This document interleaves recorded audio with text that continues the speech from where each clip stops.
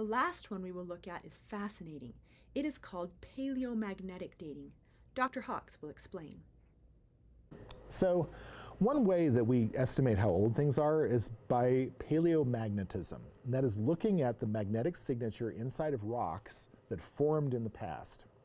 Rocks, when they form, and in caves, the single most important way that rocks form is by dripping water. The water contains tiny amounts of iron.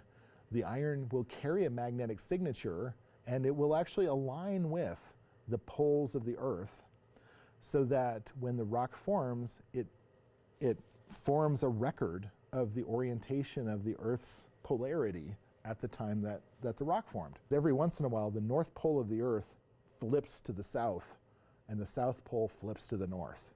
So the whole magnetic field of the Earth reverses polarity. We don't know exactly what that event was like, right? The last time that it happened in a stable way was 780,000 years ago. We know about this from two kinds of sources. The first source, the source that really proved that it happened, is the seafloor, right? The floor of the ocean is forming over time as volcanism at the mid-sea ridges, the mid-ocean ridges, is forming new rock. And as it pushes up new rock and the rock moves away and melts, it retains a sign of magnetism.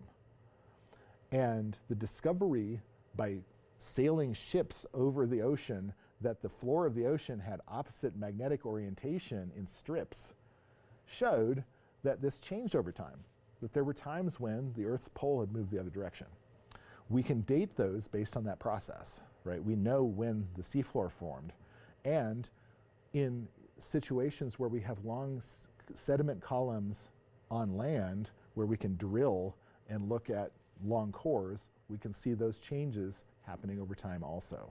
So we know in pretty good detail which direction the Earth's field went for millions and millions of years in the past.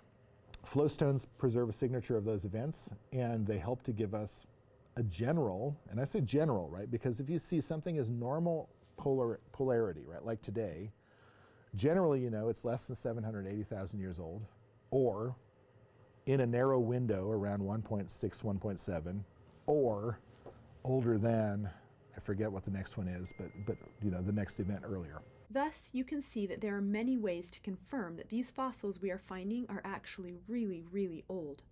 And by using multiple methods, we can narrow our dates down to a pretty accurate range of time so that we can feel confident that we are actually looking at ancient history.